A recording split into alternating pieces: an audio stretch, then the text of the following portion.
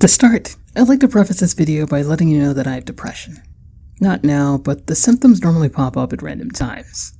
So there's really no point in saying it's in the past. It's something I have to take step by step and manage whenever it does decide to rear its ugly head. The most important thing, however, is to not really assign a reason to it, as those thoughts would fester up and make whatever situation is going on in my life exponentially more painful, even if it is something very minor. But I don't bring this up as a confession, but rather as proof that I know my way around the highs and lows in life. I've been in moments where nothing in the world matters to me but what's going on at that time, and I've reached the bottom of the barrel probably just as many times. But one thing that I can say feels better than anything is a point where I can finally let out every emotion that's been swelling inside me, and just exist. Humanity, for as many years as it's been alive, has tried to assign meaning to every little thing we do. Whether it's joy or sadness, there's some underlying meaning of what creates that feeling, the thing that we're doing it for, and what created it, and the thing that we're enjoying. Whether you're into philosophy or religion, your ultimate understanding of the world comes from you internally, and no one else can experience the exact same thing without being you. I say this and it's easy to digest, but even still, humanity has to question why other people enjoy things that we do not. Why can they enjoy going for a jog when I can barely walk for a few minutes without getting tired? How can this person like Chinese food when it makes me gag? How is he happy when I'm not? It's this hyper-judgmental mindset that plagues not just me, but every other human on the planet to some degree. No matter who you are, you're able to look at someone and put them into a category or section with another group of people just as easily as you are to another type of food or what color clothes you want to wear. But when your mind is in the hyper state of anxiety or depression or whatever emotion is highly amplified at the moment, things start to become a lot more binary.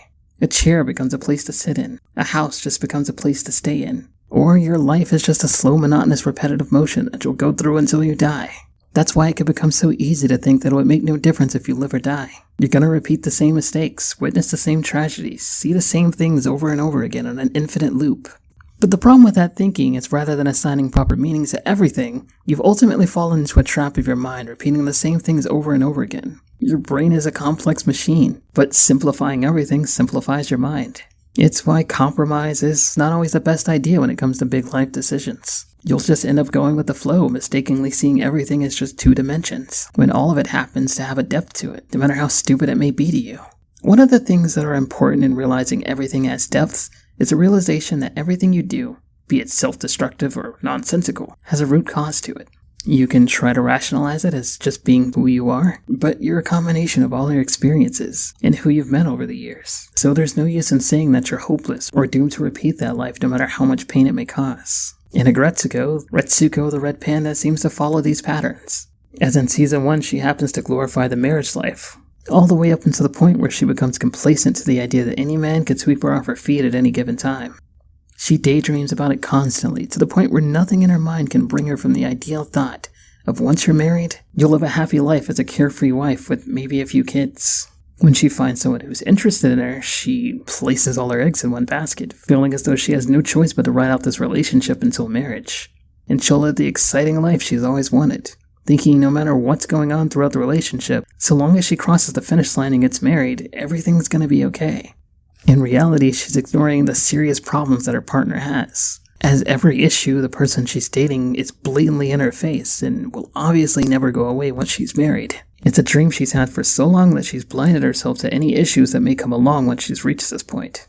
Her boyfriend is unthoughtful, a total airhead, things that would be detrimental to Aggretsuko's health, provided she goes through and stays with this person. But the spectacle of marriage has caused her to lose sight of what she really wants, as she conforms to what society thinks rather than what she should want. Deep down she knows just how bad of a match her partner really is. But all she can think about is the endgame, which clearly won't change much about the current or the future situation. Then, as she needs it, the boss of the boring office job she's trying desperately to escape lays probably the most important thing she needs to hear. You know what accounting's all about? Calculating how much is coming in and how much is getting spent. Every last yen. People who half-ass their numbers never do it once. The mistakes pile up, and it hurts the company. Hurts people, too. How long are you gonna keep half-assing your own numbers, huh? If you keep giving out more than you're getting back in return, eventually there ain't gonna be anything left. You get what I'm saying? I think I do.